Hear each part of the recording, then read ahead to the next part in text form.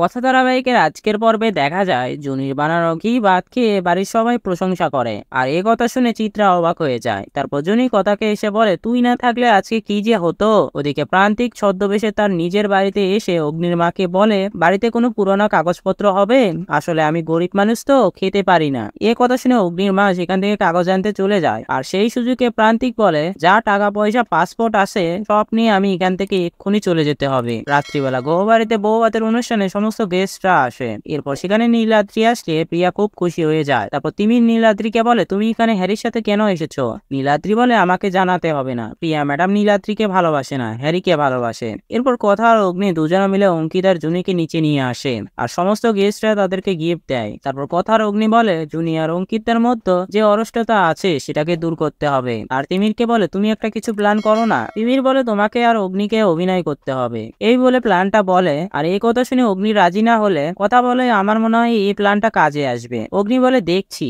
এই বলে সেখান থেকে চলে যায়। তো বন্ধুরা, ভিডিওটি কেমন লাগলো কমেন্ট করে জানাও, আর এমন গসিপসের আপডেট পেতে আমাদের চ্যানেলটি সাবস্ক্রাইব করুন।